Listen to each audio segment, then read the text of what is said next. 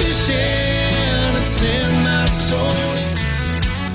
Welcome to the Salt Strong Podcast, disrupting fishing entertainment as you know it. Prepare to laugh. Prepare to get to know fishing legends in a whole new and unfiltered way. And on occasion, you might even learn a thing or two about fishing. Here's your host, Joe Simons. Like diamonds. Hello, Salt Strong Nation. Joe Simons, like diamonds. Got my main man, Kamal. You guys can't see him, but I can. He's laughing at me. I'm laughing my butt off. I've had a lot of fun with Kamal over the years. I have read his original book. I think I told him 7 times. I'll have to go to Amazon and double check how many times I've bought it. I saw that he republished it. I told him candidly, I was like, man, how different can it be? I bought it, couldn't put it down, read it in 2 days, and said, I have got to get you on the podcast to talk about this. I think it's something that's not talked about enough, and that's the whole self-love and loving yourself. It's something that I struggled with. It's something that I know my spouse and a lot of my close friends have struggled with. And you have not only amazing ideas and an amazing story that we're going to dive into, but you have a prescription as well. And it's not over-the-counter drugs. It's truly super simple that you can do in right before you go to bed in the morning. We're going to talk about the breathing, the rituals that you put, and then obviously taking action. Kamal, tell me the backstory. And for those of you that haven't read this book, Love Yourself Like Your Life Depends on It. I don't even know what the main pain was. I mean, you had some child abuse, stories in there and things about your parents that were like, man, I was tearing up thinking about it. You had things about losing a company that you had put your heart and soul and even friends and family's money in. You've got a whole love story in here. Like it was deep, dude. What's the whole backstory? Like how did this happen? Or was it a combination of those three? That's a lot to answer up to, man. First, thanks for having me on this. Yes. You and I have known each other how long now? I would say 5 years. Yeah. I met you and you had read the book, the original version of the book then, right? Yeah. You even referred to it in your happiness book. Yes. Which I have, which I love actually. It's a great book. Multiple times I gave you some credit. Yeah, you gave me some love. Yeah. Well, the story behind this book is actually a very interesting one because the original version I self-published in 2012. And it was a short little, almost like a primer about something that I learned from myself that literally just saved me and changed things for me. And it was it's a book called Love Yourself Like Your Life Depends on It. But I'm a guy I've been in the U.S. Army. I was an infantry soldier in the 10th Mountain. I've built startups. I look at myself as a doer. I'm not I don't want to sit in the world of theory. I don't want platitudes. Don't throw self-help at me.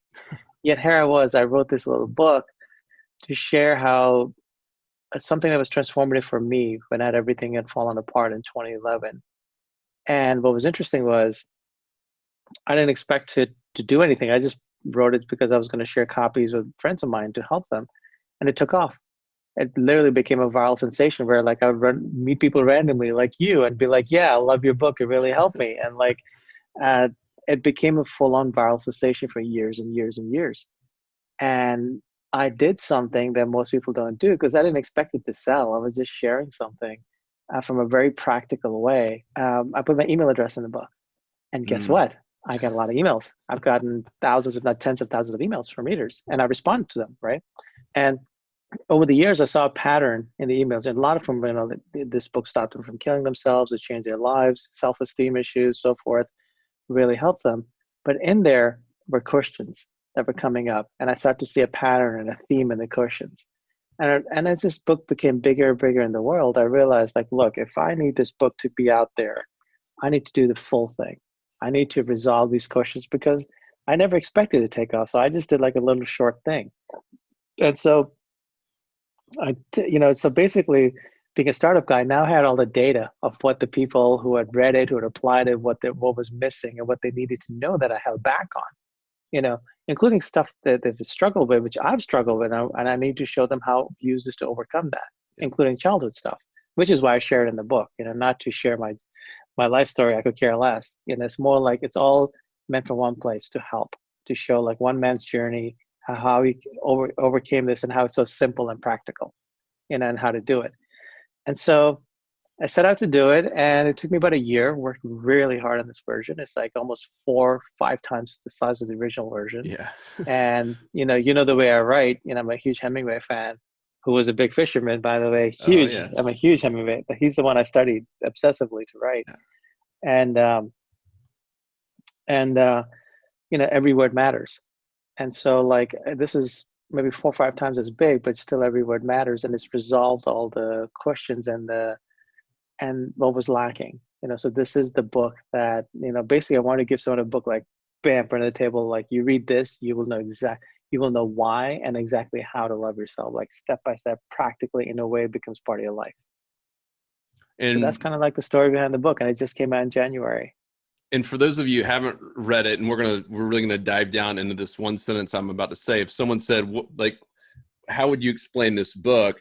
And it's written by a man, you, Kamal, who went through the same kind of pain. It doesn't have to be meaning you have the same story as him, but the same kind of pains we all have with human, with loss, Yeah. and love and rejection and fear.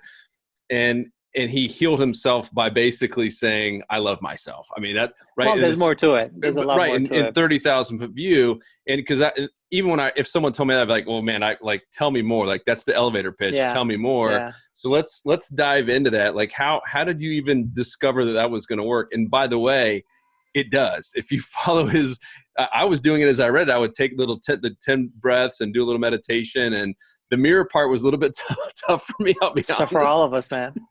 But it works. Like you actually feel better really, really quickly. And the fact that you, really transformed your life, and many other people have done it using this same practice. It's kind of tough to ignore. So like, how did this come about? How did you decide that love was the answer? Look, man, I never knew that. Like I said, I didn't come from a background, I haven't studied it. I don't have a PhD in love or anything like that. I studied economics and biology, and I built startups. And it actually came when I was in a dark place, when I had lost everything and lost my business. And I was in a really, really dark place. And I got up and I sat down and I wrote a vow to myself in my journal.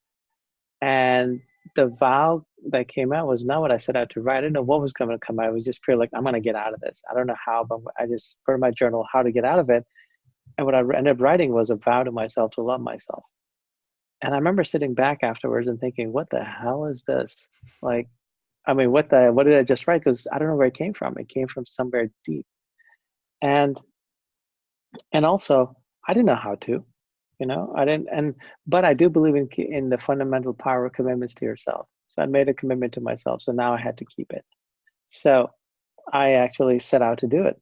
And how I did it was, I didn't, as a guy who's written a book, I didn't read any books on it, because honestly, I found most books in the self-help genre to be platitudes, to be like advice from 30,000 feet above. Yeah. Great, but I'm a practical guy. Show me, I want the nuts and bolts. Step 1, do this. Step 2, do that, so that it works.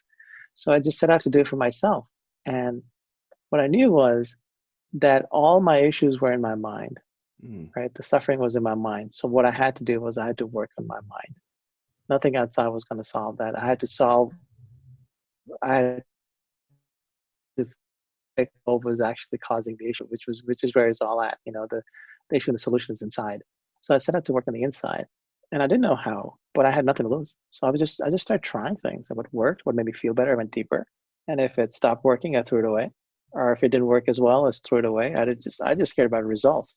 And you were to be practical. You would consider yourself like in a very depressed state. I know in the book you even mentioned, some thoughts of suicide was in there, and your friend's gone, and like this was at a low.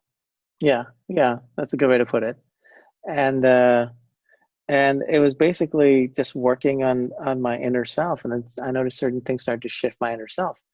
And so I just almost ended up building, like you go to the gym and you eat healthy, that's a practice. I ended up building a practice around it that barely took any time during the day, and just kind of started reinforcing these feelings and this way of being into myself.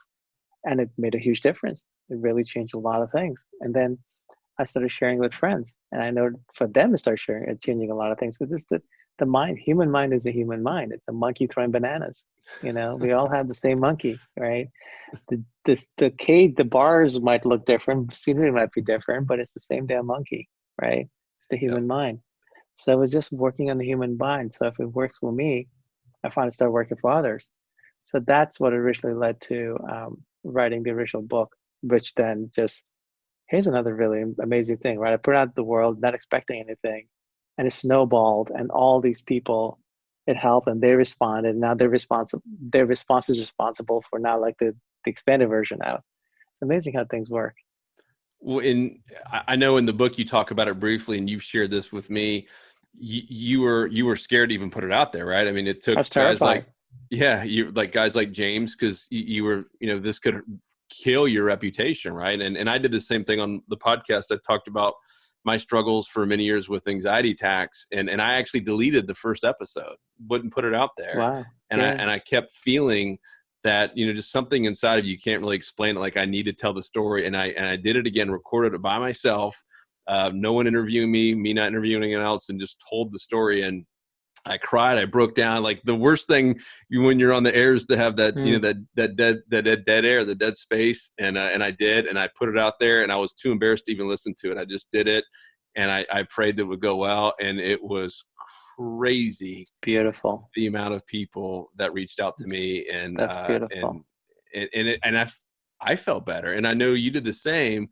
Were all four of those steps, I'm curious, that we're going to talk about here in the book, were all of those part of the original, the very, very first version? Had you kind of figured and cracked the code on all of it yet? No, because another benefit the expanded version has is 7 years of doing this. 7 years of applying, and then talking with others who have worked for and so forth. So it's almost like the startup guy in me has data, and then uses that data to iterate and get better, except now it's just me working on myself and then sharing with others. Yeah, but that's beautiful that you did that, man. That's the great. It's funny how, but when we're scared to put our real selves out to the world, that's what the world is hungry for. That's what actually helps. That's what really helps, is sharing a real selves, a real story. And I think that's why this book does so well, because it's not like written top down. It's not written from some guy who studied this and has an intellectual, prowess, or it's like literally just a dude, who went through, excuse my language, and then figured out something that really helped him, and then just made it really practical and shared it with others. I think just as you did with your that episode, man, just sharing your thing, it helps people. Yes. But one thing I've also learned is not just sharing how we struggle, but sharing how we got out of the struggle and what we did. That's the thing to share. Is to actually say, okay, this is where I've been, like embarrassing and all, but like, look, this is how I got out of it, and this is what it is step by step.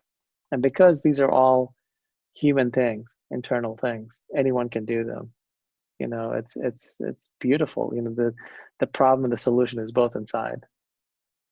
Yeah, as I was reading it, especially the whole back part of it, where you're talking about the relationship, and we've all been there. I mean, anyone who's lost someone that they love, I mean, you could just feel your pain, and you were sharing, I mean, everything. There's so many things that you could have left out in terms of, being embarrassed, and that, the after a breakup and still texting the person is like, I'm embarrassed reading it. I'm embarrassed myself. Like, but I was we've all been there, and like, I could feel the pain. And so it sounds like you've personally had to kind of use this multiple times, right? I mean, you're constantly just like, and you use the analogy about weightlifting. It's not easy to get in that momentum and get in that groove. And once you're there, you kind of get sloppy. And all of a sudden it's a bachelor party or a long vacation. You get out of it for a week and you kind of forget about it. And then you just kind of go through the motions. And it was almost like you needed to be smacked on your butt and kind of woken up again. And then had to recreate it again to get back to where you needed to be and prove that this works. I mean, it was an awesome story. Thank you, man. I wanted to show like, look, this is what happened, like the inner journey by like, look, this is me applying it when when I'm going through a rough time. This is exactly how it works. But it's also that way you can show the nuances, because the nuances are important. It's like me telling someone a podcast, look, if you want to get fit, sure, just go do squats and deadlifts and militaries and bench every other day and you'll be fit, and do sprints. Great. But the nuances in doing those really matter to get it right. Also, you're probably going to end up injuring yourself. Same thing with the mind. When you're working the mind, the nuances, all the questions that come up, this, I wanted to show exactly the struggles that I had, and look, I don't come across looking that great, but I really, every time I read, I'm kind of embarrassed with myself, but it's honest and it's helpful because it shows what I'm applying, what I'm doing to get out of this, the step by step by step. So can we talk about some of the steps? Let's start with just like basically your vow of just loving yourself, and the question, if I truly did love myself, what would I do, or would I do this? I thought that, that right there, I've written that down personally for me, and that includes everything from how you eat, right, to having ice cream at night if you don't need it, to making decisions on what you look at online. I know we've talked about this in a past Unchurched about, porn addictions and all that. And it's like, man, if you loved yourself, would you do this? Would you go down this path? Let's kind of go into that, because I thought, man, that was so powerful. Well, it's easy to know that, but what I've tried to do is create a practice where it's practical, right? So ask myself the question is just one part of the practice. It actually came later. It was like at the very end of the practice, at the very end. Which was just simple. If I love myself, what would I do? I would turn the phone off. You're blowing up. Yeah. And sorry about that. Oh, no worries. Because look, we go through life making choices, but most of our choices are unconscious. We're running on old, like, crappy habits, right? And so what I realized was I need a pattern interrupt. If I'm about to do just set it throughout the day, this pattern interrupt before I'm about to eat, before I'm about to make a poor decision, whatever, that I know is a poor decision, but I do it anyway. If I love myself, what would I do? The most important part is the if, because you don't have to be loving yourself. But if you did, what would I do? We all know the answer for ourselves. So then we can make a choice. We can still make the crappy choice, but now it's done consciously. That's the important part.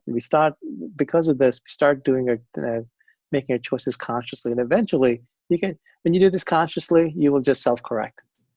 Versus unconsciously, we'll just continue on. Yep. It's a very simple thing and it works. But it really came at the very end. It's like just one of the practical pieces that I threw in. So then let's go back to the beginning, the whole I love myself. How many times a day were you telling yourself that? Well, that came up because I didn't know what else to do. I was like, how do I make myself keep this vow? How do I make myself feel this, right? I was trying all sorts of crazy things. In the end, I was like, I'm just going to start telling myself. And it's the simplest thing I can do. Anyone can do in your head. You control what you say to yourself. Yep. It doesn't feel like it sometimes, but it really does. That's the honest to God truth. And so I started just telling myself, I love myself. And I would just do it again and again and again. Kind of like it beats thinking the other thoughts I was thinking, which were quite the opposite of it, right? And what I noticed was, first, it stopped me from thinking the other thoughts. Second of all, it reminded me that I have control of my thoughts. And the most important thing is, rather than trying to do many thoughts, you just focus on one thing, one fundamental thing, and this one.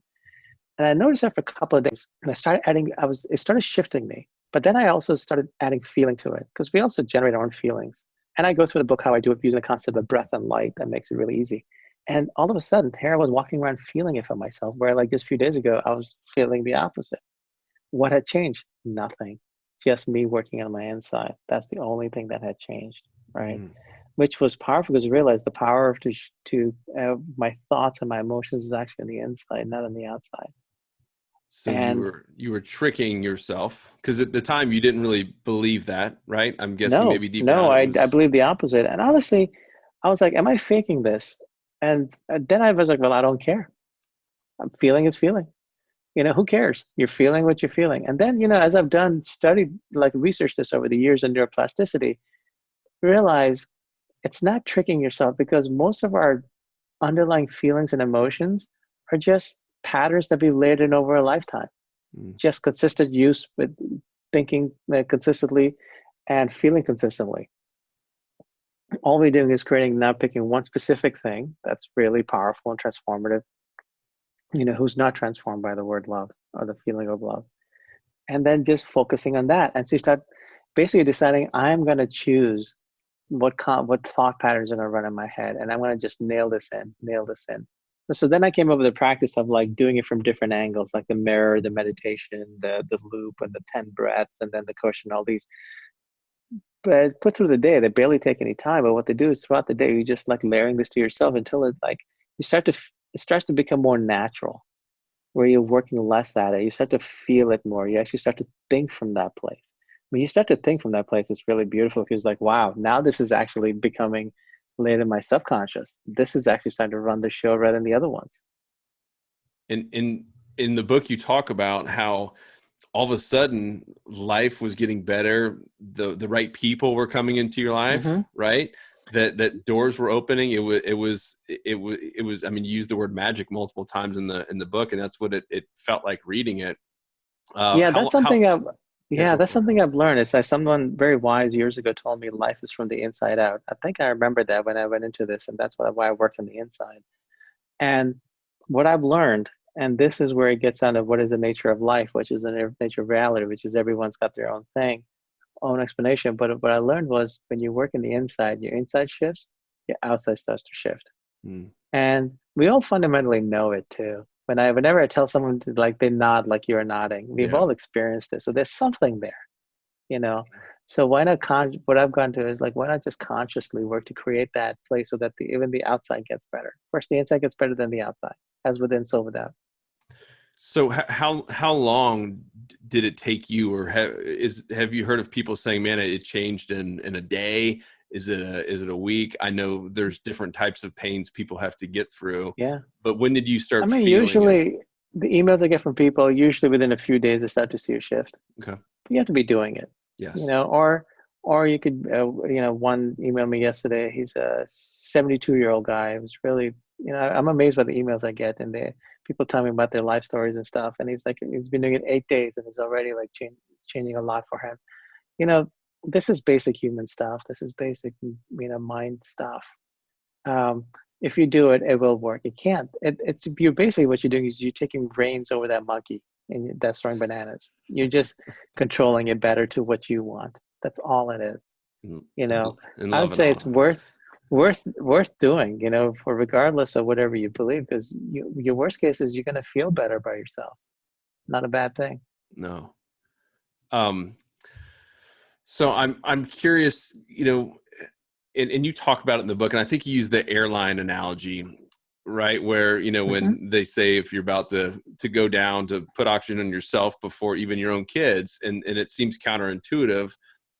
It's same with love, right? I think a lot of people think that, I've got to fall in love first before I can love myself, or someone needs to love me first before I can love myself. And you make it pretty clear in there that you got to love yourself first, but before any of that magic really happens. And I had a friend, I won't mention her name, but I the first time I read your book, all I could think about was her, because it described her perfectly. She was so just trying to put herself out there in a million different ways, and not, bad ways, but just trying to put herself out there to attract all this love. And she didn't love herself deep down. And then when she finally did, she found that right guy finally. She's happily married now. But I watched her struggle with this for so long. So talk about that, the importance of it. It's a common struggle. I think it's a common struggle for all of us. Just in modern society, how we're raised. And we think that we have to get it from outside, which is why every song, everything, every movie, whatever, is about that. Whereas, I think, if you work in the inside, you have a better foundation. If you love yourself, you're genuinely more loving and giving, and you also put up with less. Put up with what, when people don't serve, when they do things that are not right, when they don't serve you. I'm not saying it makes you perfect. It just makes you a better human. You're still human. You're still, there's no such thing. I've never seen look up an encyclopedia the word perfect and see a photo of a human being. We're flawed creatures living in this earth, trying to do our best. Yeah. That's all we're trying to do. We're all just trying to do our best, and live this life. And it's something that simple, though, if you work on your side and within, something that's so important as love. Um, it makes it easier with others. It makes it more natural, makes it better with others. How can it not? You know, how can it not? I want to talk about the mirroring because I mentioned Hmm. it earlier.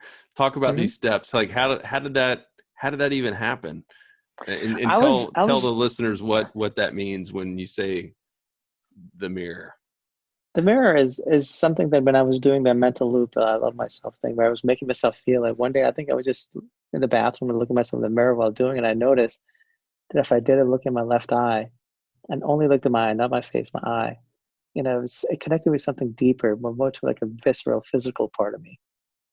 And so I would just set my timer every day for 5 minutes and do that.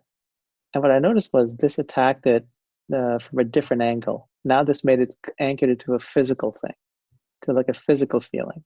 So, basically the whole practice, the way I have it outlined, I literally have a part of the book called the manual. It's literally, here's a Yeah. step-by-step manual. Literally, here's a step-by-step on how to love yourself. Um, and and but the whole point of that is to just reinforce it from different areas so that like you can't help just be feeling it and becoming it. But yeah, all of this was like self-experimentation, man. I Yeah. want you to go even further and talk about how like you're putting your nose almost up to the mirror. I mean, you're getting into it. Like I said, I Yeah, tried it after look the in your book, and eyes. Because it then it gets you into your eye. If you do from far, you end up looking at yourself and judging yourself. So it skips the whole judgment part. so in here in the manual section too, you talk about forgiveness. Let's talk about Hmm. that real quick before we go into the other ones. Self-forgiveness. Yes, yes. Yeah. How Yeah, which does is that some tie in, and when did you figure that part out? that I figured out later after Okay. the first book was out, the first version was out, was I learned that I came up with it's a practice I'd done before, but I learned that, look, if you're going to do this, there's a couple of fundamental key things. One is first let go of what you're holding against yourself in the past, right? And that was a self-forgiveness practice. And again, another very practical thing that makes you feel the weight of what you're carrying and let it go. And then you make a commitment to yourself to do this, and I show how I did it, how you can do it. And then how do you keep your commitment? There you have it in the book, the manual. That's how you do it. And you just do it. It's like if you came to me and said, like, look, man, you're in shape, I'm out of shape. How did you get in shape? And I wrote you a manual, exactly what I did. But I wrote you the very basics, the essence after years of experimentation. Yeah. I've done all the diets, I've done all the workout programs. This is what worked for me and it's easy. I wrote you a manual. Then I would say, just trust me. Just do it for a week. Do it for a week, you'll notice a difference in your body. Same thing here. Do it for a week, you'll notice a difference in your mind.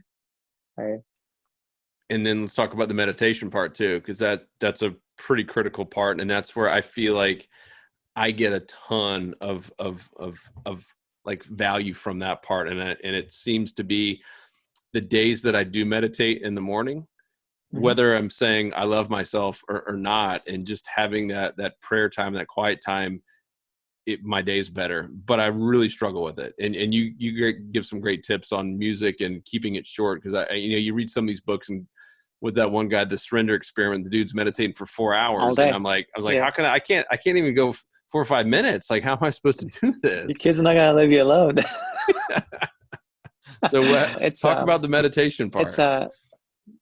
yeah, the meditation, it's like everything here is from a very practical perspective because like I said, I want to live life, so I didn't have time to sit around and do that. So what I came up with was a meditation that was for 7 minutes. The reason why 7 minutes, because I put on a piece of music that I like, and it happened to be 7 minutes long. That simple. If it was 5 minutes long, the meditation would have been 5 minutes.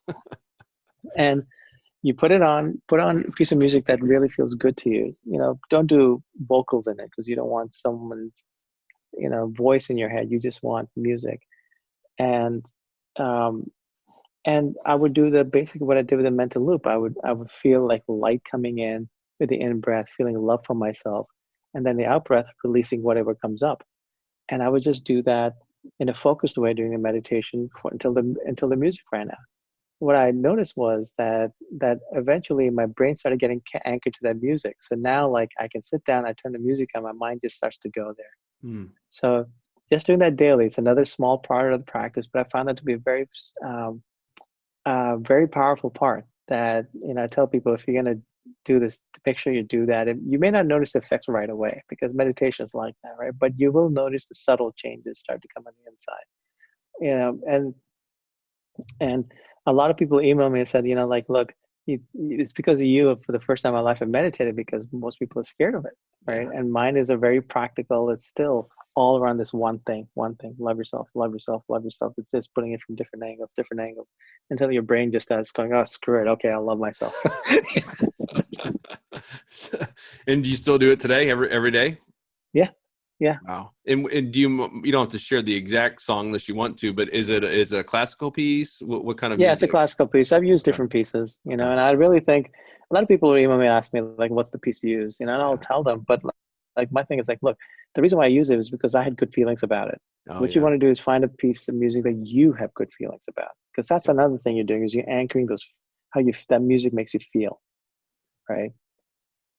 So this is all a very personalized thing. It's not like be as Kamal. It's more like this is what Kamal did, and this is how you apply it to yourself. Let's talk about the 10 breaths. I was kind of laughing like you were laughing at me earlier when I was making my intro. You talked about, how you even look up the sky before you walk into your building and you're doing the breaths. And especially I'm envisioning you like in busy downtown New York or San Fran, wherever you might be at the time. Do you still do that and talk through how that came about of the 10 breath was another way of just like, look, I decided like I'm not going to walk around all the time telling myself I love myself, because it gets, after a while you get other thoughts in your head, but I need to reinforce it in my head, right? You need to consistently reinforce it and feel it. So the 10 breaths was basically, it's so simple and it's effective and everyone loves it. It really works. Throughout the day, and it can be once a day, it can be 5 times a day, 10 times a day, depending on the day, maybe I'll do it before a podcast or whatever. For example, I'll just pause and I'm going to take 10 deep and purposeful breaths. Now, these are intention breaths. This is not like I'm doing anything else. 10 breaths, right? And deep breaths. And on the in breath, I'm just going to feel light and love coming in.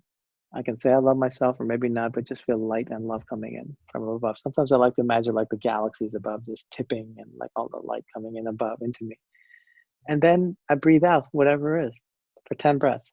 And I've noticed that you start to do this consistently. Usually after a little while, the out breath, you start to feel gratitude. And it just becomes like a natural cycle. You start to like walk around feeling, on the in breath love, on the out breath gratitude. It's also a great pattern interrupt. Like last night, when I was going to bed, I was feeling kind of crappy about something. I forget what, it's scenery differs, right? And then I was like, okay, just do the 10 breaths. So I did the 10 breaths and it stopped me. That's all it was. It was just, I made a choice to feel something else. And this 10 breaths is like, we have to have go-tos. We all know we should feel better if we stop. But if we don't have go-tos to go, that's how we're not going to continue in the pattern. So all I did was, okay, just to go to the go-to. I did that for 10 breaths and I felt better and I didn't want to feel that bad again. Or if I started to feel bad again, I'll just do the 10 breaths again. Beats feeling crappy. 2 questions. Are you inhaling through nose, mouth? Does it even matter when you do? Doesn't matter, man. Doesn't matter. We all know how to breathe. Why don't you just say dumb questions? No. But that's the thing, man. It's a very human thing. It's like there's no rigid anything here. It's just basics, right? That just work. But that's funny, man. I've never been asked that. That's a good question. Well, and here's why I asked that, because when I first started trying to the meditation, especially with my anxiety attacks, a big part of it is breathing and slowing down your entire body. And in the beginning, I was really struggling with meditation, like a lot of people do. And I'm like, I must be doing it wrong. Am I supposed to breathe, inhale through my nose or my mouth? And so it was a question I was asking and no one was answering it. And that's interesting. You answered it, because it's like, man, do whatever is comfortable with you. I have found for me personally that inhaling through my nose and then exhaling out through my mouth helps me. I know everyone's different, but that's, to me, like, that's how I can actually like get into just completely like falling asleep, relaxation mode. I think you do work your parasympathetic nervous system that way. Yeah, one thing I tell people is like, take what I've done, and look, this is one man's journey, right? It's very practical, but take what I've done and apply it to yourself and tweak it to what works for you. In fact, tell me what you did. I want to learn from you. Yeah. It's just a human thing. Yep. There's no trade. I haven't trademarked it. I'm not, doing back end courses on it. I just wrote a book showing exactly what to do. Do it and then apply it to yourself. Yeah, that's made like how what works for you. I know at one point I was trying to find it, but you even talk about if I love myself, doesn't work for you. What were the other words? Like God loves me, or it was something. Yeah, I was like, look, you got to apply this to you, right? And so like, there's other ones like the key is make yourself feel that, right? So I give other options that I've talked to readers about that have worked for them, but it's all like, it has to be something that feels right for you, but it has to include love. It can't be anything else, because love you're wired for. Don't make it like or accept or anything like that, because those are surface level stuff. We're going to the core. Here's one I really love. That's the thing about loving yourself. You start to tolerate less what doesn't serve you, especially from yourself. That alone changes your life. And then you start talking about magic lies in the unknown. We were talking about that offline. Can you expand on that? Because I know for me personally, I needed to hear that when I was reading it.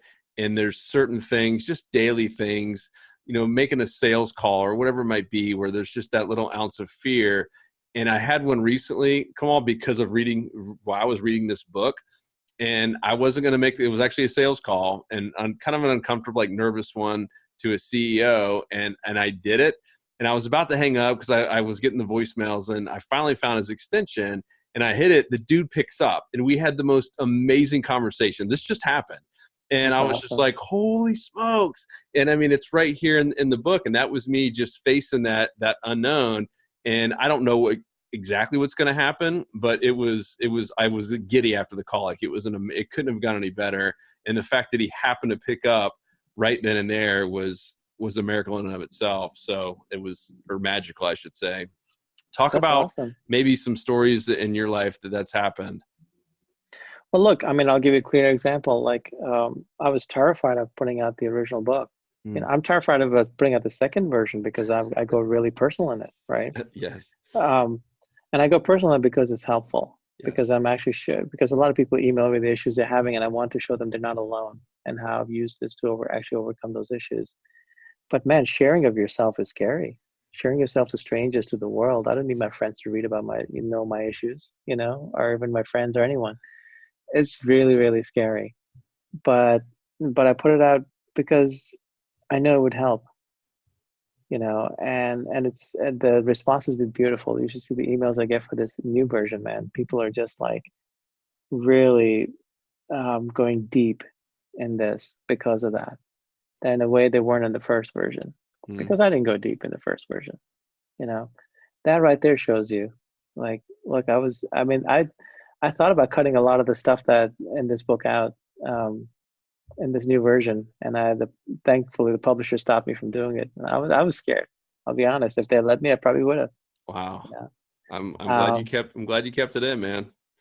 Yeah, yeah. And so the magic is actually in the lives is transforming. The response I'm getting. I think what's so special about this, can you imagine if everyone in the world read this book, and if just half of them practiced it, right? Of just saying, I love myself, what that would do. I mean, this is one of those books, which is why I wanted to have you on the podcast, that, could make a massive, massive impact. And I think it's 220 or so pages, yet it's got a lot of good white space on it. It's meaning you can blast through it pretty quickly. I took a little bit more time because I love to highlight stuff, and I want to bring up page 167. I had to read it again because I feel like, even though this doesn't describe my life, I feel like it describes a lot of the pain, that a lot of people have had, and it's this whole victim versus hero. And that, I hope you don't mind if I read this. This is like one of those, like, I was getting goosebumps just reading it. It says, my father beat my mother, and when I tried to fight him, he turned on me until my face was bloody, and she begged him to stop. After we left, I was molested, bullied. I could write a textbook. Did all this make me a victim? Perhaps. But I'm no longer a child, and an adult only gets two choices: victim or hero. Brother, like, man, I'm getting chills reading it. And I read that, and I know it's pretty deep, but I've heard from so many people from these podcasts that we're doing on this unchurched side that have that victim mentality, that and have every right to feel like that, where something bad has happened, or you don't know why God or the universe or whatever it is that you believe in has done something to you, and you just flat out can't understand it. Can you talk on that real quick, and just Look, how we that's all made feel you? that way, man. Yeah. I mean, I feel that way about things. It's natural. But the only problem is we don't get through stuff. I mean, we don't heal and then get better unless we get out of that. You know, we have choices, right? We can be the victim of the story. We can be the hero of the story. Like, if you look at a movie and you look at a hero, a hero is not sitting there eating bonbons all day. Hero's having thrown at him, and he's overcoming it. He's overcoming it. You start looking at yourself that way. Like, look, I went through this and I'm overcoming it. Start looking from that point. Start becoming the hero of the story. It changes things. You know, it's our choice. It's an internal thing, man. Where were the three things? I know I wrote them down. Oh, and it ties into this because I thought this was so powerful. Life happens to me. Life happens for me. Life happens through me. Mm-hmm. Dude,